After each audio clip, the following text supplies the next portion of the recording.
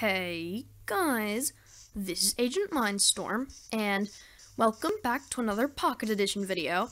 Today I'm going to be showing you all of the features added in the new 1.1 beta. Of course, it's only in a beta right now, so most people don't have access to it, iOS users don't, but since I am in the beta, I can show you these features. So guys, let's get started. The first change is actually really simple. All that they did is they went and recolored the wool and changed the texture a little. Now, I personally cannot see the texture change, but supposedly it has been changed according to Jeb himself, so the texture changed a tiny bit, and I would do a before and after picture, but I don't have a before picture, so I can't really do that. But it's very obvious that they changed the colors into light blue. This one looked way different before. The yellow's way brighter, the purple's way brighter, and the orange is brighter, and also the green. So basically, guys, they just redid the wool palette a little bit. This also applies to, like, banners, but they don't have banners in Pocket Edition, so it really doesn't apply to them.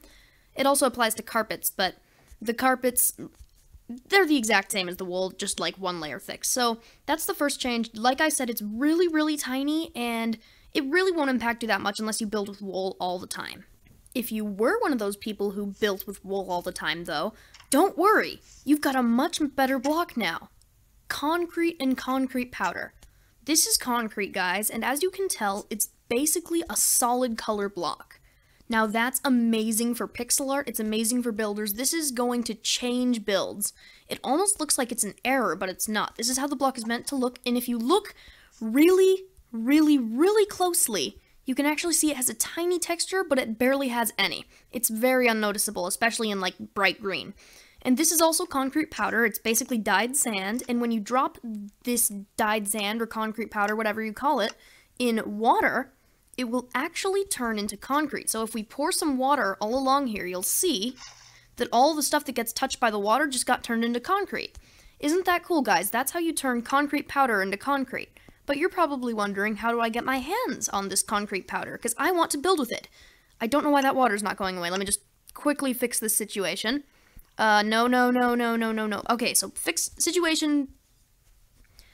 situation fixed. So, how do you craft it? That's simple. You only need 4 gravel, 4 sand, and whatever color dye you want. It doesn't matter how it's arranged in the crafting grid.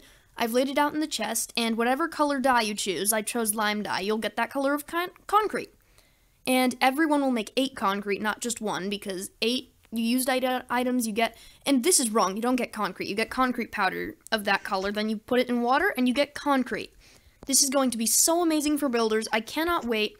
I don't know how long it takes to mine, I haven't checked, but I assume it takes about as long as stone. So, that is really cool, guys. Concrete. It's going to totally change builders, and I cannot wait till it releases to everyone on Pocket Edition. But maybe you're not a crazy builder who's crazy for concrete. Maybe you just want something simple, something nice, something that should have been added a really long time ago. You're getting dyed beds. Yes, guys, they are finally adding beds in all 16 colors. Here's the original one, and then there's all colors for all the wools, too. So as you can see, there's 16 colors for all the 16 wools, and it's very simple to craft. You just craft it like you would craft any other bed, but with a certain type of wool. So cyan wool makes a cyan bed, and you can also dye any existing bed any color with any current bed. The current bed's also been renamed to red bed, which is red bed. That's pretty funny to say, but that's good, and it specifies that it is a red bed. And also, guys, there's just a few sneaky, hidden, exclusive features. So if we get out a slab, I can show you one of them. If we dig in the ground right here, and put a slab at the bottom, we can actually see that all of the beds have 3D legs now. That was not a thing before. The legs were always 2D. Now the legs are actually 3D models, and they're not just 2D things that are weird and you don't see when you look at it from the bottom. I think that's a really nice subtle change, and the other change that is long overdue, if I fly up and fall down, yep, that's right, beds are bouncy, and I actually don't know if they reduce fall damage. Let's check that. So if we do /game mode, no, not gain moss, game mode, thank you, 0. They do not reduce damage. That's interesting. So they're not as good as slime blocks, but they do the job, and they're definitely fun if you just want to bounce on a bed in your house. Bouncy beds, dyed beds, 3D modeled leg beds. It's just so great, guys. So much customization. Everyone's going to have a different colored bed now, and it's just so cool. But that's all for this feature. There's really not more with beds, but beds are finally being redone. Gotta love it. Maybe you find all the building blocks in Minecraft available, such as concrete, wool, and beds, are just a little boring. So you would love glazed terracotta. This stuff is like the most detailed thing ever to come in Minecraft, and the best part about them is that they're directional. So as you can see, this is made of the exact same block, but I simply placed them facing different directions, and it makes a different design every time. These blocks are really, really well thought out so that they connect from almost any direction. For example, I love this one. This one is orange, so that all the orange things are facing the inside. It makes like an interesting flower sort of thing. This one's with them all facing the outside, and it looks completely different, but they all still connect in their connected textures. These blocks have had so much thought put into them, and they look so cool. Some of the coolest ones, in my opinion, are the arrow block, this pink one, and you might think that these are the exact same, but no, look at the middle. This thing is a square, but then if you invert it, it's this weird swirly thing. There's just so much thought put into all of these blocks, and it's so cool. They're really such a cool thing for builders. It's so much detail that we've never had access to before, and basically, guys, the way you get these amazing blocks is really simple. All you have to do is smelt stained clay in a furnace. You'll get that color of terracotta. For example, this is the white terracotta. I don't know really why they call it white terracotta, but anyways, smelt white stained clay in a furnace, you get this. You get white terracotta, and it's so easy to make. It's so cheap, and they look so great. This is going to totally change how people build. And some of these blocks even have really cool things, such as this creeper face, and that did not happen, and this cool sword thing that has pickaxes on the outside.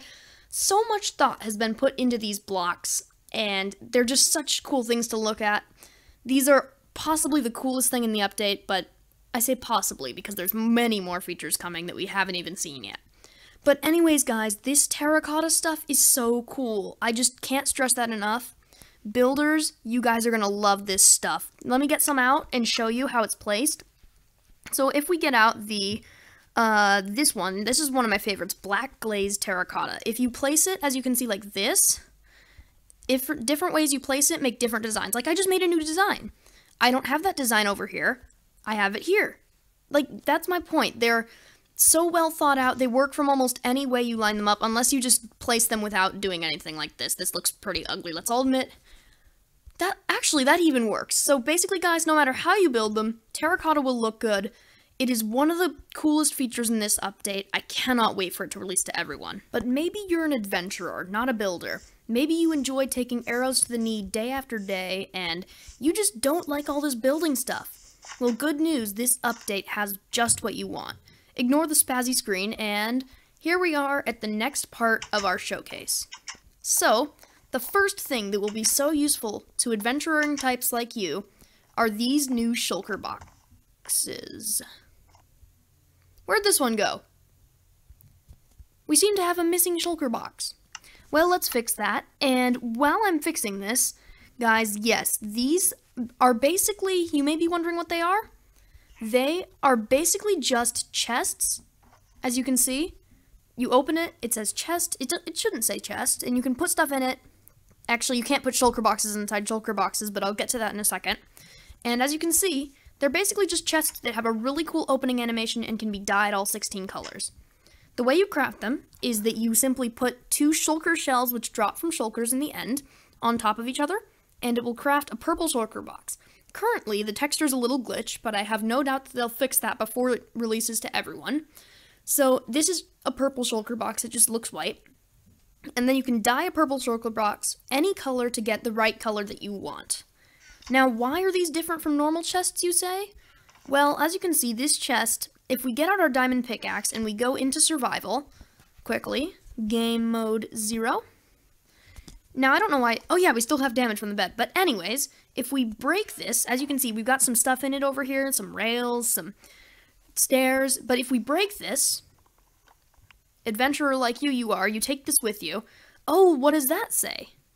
Why'd none of the stuff drop? Well, turns out, if we move it over here, all the stuff came with it. Now guys, these are basically backpacks in Minecraft. They're so cool. You can take them, put them down, you got your stuff in it, then when you want to pick it up again, pick it up, and you're off. Now, they are quite tedious to get, as you do need to kill shulkers, but that's good. They're so overpowered, and it doesn't stop there. These also interact with redstone in a really unique way. For example, when you push a normal chest with a piston, on Pocket Edition it gets pushed. On the other versions, it doesn't push at all. On this version, when you push a shulker box, it will break. And everything in the shulker box, which was nothing right here, will come with it. So if we take this box that we got from over here, and we put it in this dispenser, you can also dispense them, as you can see. Now currently, hoppers don't put items in or out of these things, so that is a bug though, they are supposed to, and so one of the systems I came up with that's really, really simple is a shulker box moving system, a mass item moving system. So, before you'd have to transport it item by item, no more. You just put a shulker box down, and usually it would start sucking items out, but since it doesn't really do that yet for some odd reason, it's not going to happen. When we press the button, as you can see, it breaks the shulker box, it goes into this hopper, this senses that there's something in the hopper, and it shoots it out, and all the stuff moved with it. So guys, that's how shulker boxes are going to change the game. You can take stuff with you way more than ever before. You can expand your inventory so much. You know the best part? You can put them in ender chests. So technically, you could carry one ender chest with 27 shulker boxes inside of it. Each shulker box has 27 shulker, each shulker box has 27 slots. Multiply that by 64, and that's how many items you can put. I'll put it on screen because I don't know that off my head, but 27 times 27 times 64, all compressed into one slot in your inventory. That is insane. Shulker boxes will seriously change the game, and I cannot wait until they release for everyone. Just like all this other stuff, they look so cool too. Like, even if you just use them as chests, look at this. And another thing that I forgot to mention, they also act sideways on blocks. Like, if we place it on this piston, it'll be sideways. And I don't know why it's not opening, but it's supposed to open. Don't know why it doesn't open. Let's try it here. There. As you can see, they open sideways too. Isn't that just so cool? But maybe you don't like backpacks. Maybe you're an animal lover. Well, 1.1's got you covered there. Because believe it or not, they added llamas. Yes, guys, the most amazing feature ever has been added. Now, what you're seeing here is 3 main different types. There's the brown type, the white type, and the tan type. These 3 different types of llamas have really no differences other than visual, and each llama has a different carrying capacity. So if we sneaks, we can check their inventories. This guy can only carry 3 slots worth of items. This guy, on the other hand, I want to check you, can carry 9 slots of items. Each llama has slightly different stats, and are you wondering what they're wearing? They're wearing carpets, because you can equip stop punching them, please. You can equip llamas with carpets, and then, as you can see, you just simply take the carpet on and off. They're pretty much like horses, except that a carpet does not act like a saddle. You still can't control it, and the way you actually bring them with you is you caravan them. Now, that's very interesting, because, no, don't break a hole in the floor, please, or the ceiling, or whatever this is. Let's just quickly patch that up, thank you. So now, if we just break this, and so we've got 4 in a little square here. No, please move so I can show this properly. Thank you, Mr. Creeper. What are they doing? But anyways, let's just break the last post. And now if I get out a lead, I can actually show you that they will caravan when you hit one of them, not hit, like leash one of them. So see, this guy's on a leash, and if we move him around, this guy's caravanning now. So, no, don't tie him to the fence post. So if we, no, stop breaking things. Oh my gosh, this is not going well. But leash him, the other ones should start following. Please, please, please, guys, come on. Well, they're supposed to follow. I don't know why they aren't now. They're just being kind of stubborn llamas. I don't know what they're doing, but they're supposed to caravan together. And why is it raining? Let Let me just fix that quickly. Toggle down fall. Very useful command there, guys. So, you aren't even unleashed. No, stay out. Llama problems. They will also spit at wolves. Oh, here they're caravanning, you can see. Look, they're doing the caravan by themselves. They form a line, and they kind of... Now they stopped, but you saw before, guys. They caravanned successfully, and now I've got some llama issues with very, very rebellious llamas. They will also spit at wolves, so if I get out a wolf egg, I can show you that if I spawn him here, he will run away because wolves are scared of llamas, and they should spit at the wolves. Now they're spitting at each other. Are we really witnessing a llama spitting match here? We are watching a llama spitting match. But anyways, guys, llamas, a new feature in 1.1 beta for MCPE. 1.12 is the next PC update. And this thing is... Did you just kill a wolf? My gosh. But anyways, guys, that's llamas. On to the next feature. Well, guys, I fixed our llama issue. So... Next on our list of new things they added in 1.1 is new mobs. Maybe you're an adventurer and you just don't like adventuring anymore because they haven't added anything new to fight. Well, this update fixes it because there's 3 new mobs that were added. First off, there's the Evoker. He's one of the Illagers, and Illagers are basically villagers that are ill. Basically evil villagers that look like they have a disease, and they will do some pretty interesting attacks if I go to survival. So, if I quickly switch, as you can see, his attacks involve summoning spikes out of the ground and also summoning little guys that he didn't show. And let's pick up this. Oh my gosh, he summoned the little guys. And he drops this thing called the Totem of Undying that will save you from death. So if you die once from these little dudes flying around that I can't even see. Okay, there's one. And if you do happen to die, this thing will save you. This Totem of Undying that they drop, yeah, it'll save you if you die. If they will please attack me. You know what, they're not going to demonstrate it, so let's just show the next guy. The next guy is called the Vindicator. It's another one of the Illager. Okay, he saved us. The Totem of Undying works, as you can see. It affects you with Regeneration 2 and Fire Resistance 2, and I think it's a pretty cool feature. Don't kill me, please. No, let's go to Creative Mode 1. Okay, so now that they're no longer a threat, the second guy is the Vindicator. He's another one of the Illagers, and he will attack you with an axe in survival. I'm not going to show that one, and he and the other guy... Oh! What do we get from him? That's really lucky. So you can, as you just saw, get an iron axe from him, and you will also get emeralds from him. It's rare, and just like the Evoker, you can get emeralds from both of them, and the Evoker special drop is the Totem of Undying, and the Vindicator special drop is the axe. The last one is the Vex, who you've seen already. It's this little flying guy that will attempt to kill you. Yeah, he's summoned by the Evoker, and he doesn't drop anything of his own. He only drops XP, which I have a feeling someone can make an XP farm out of that guy, but I don't know. I'm still waiting for it to be done. So those are 3 dangerous new mobs that will spawn in a dangerous location that I'll show later. 3 new mobs, adventurers. Have fun adventuring. One of the biggest issues with being an adventurer in Minecraft is that you will eventually have to make a trip home. Your tools will break, you'll run out of blocks, but now this update fixes that.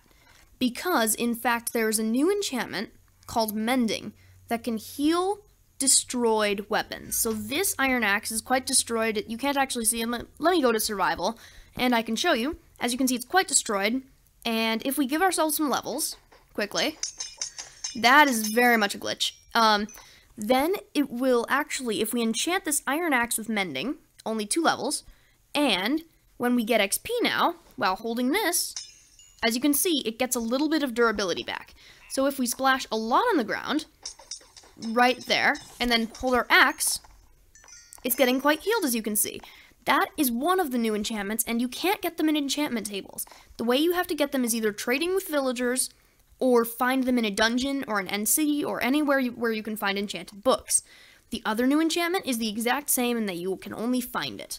This next enchantment is Frostwalker, and it is put on boots, and when you do it and put them on, anytime you walk near water, it freezes. Oh my gosh, they're still trying to kill me. Stupid vexed creatures. But anyways, anytime you walk near water, it will freeze over into frosted ice that you can walk right over. So forget those impassable rivers, those giant oceans. They are now no issue to you because you have the new Frostwalker enchantment. Items gonna break? No big deal. You've got mending. These two new enchantments will make adventuring so much easier and so much more fun. And this iron axe is almost fully repaired now. So that's really cool. But anyways, there's only a few more features in this update that I can show for now. One of those things is adventure mode. As you guys can see, when I hit this button, set AgentMindStorm's game mode to adventure mode. Now, the only difference between adventure mode and survival mode, you can't open command blocks, and you can't break or place things. So you can still open chests and use anvils and use doors and stuff. And this is mostly made for map makers, okay guys? Don't use this if you're not a map maker or if you aren't playing a map, because it really won't help you at all. If you want to know how to get it, you type /game mode 2. Game mode 2 is adventure mode. And also they added two new data values, I guess it would be. No, not data values. They added new components to, oh my, not again, these stupid guys are back.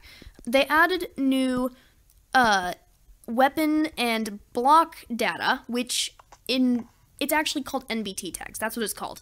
And it's can place and can break. For example, on a pickaxe, you might give it can break stone, and then it can break all types of stone, granite, andesite, and that's all it can break. Or you might give a block can be placed, like a crafting table can be placed on gold blocks, so people will only put it exactly where you want it. It's a very useful mode for map makers, and map makers are going to have so much fun with all these new features. One of the very important features for items such as the Totem of Undying and tipped arrows is dual wielding.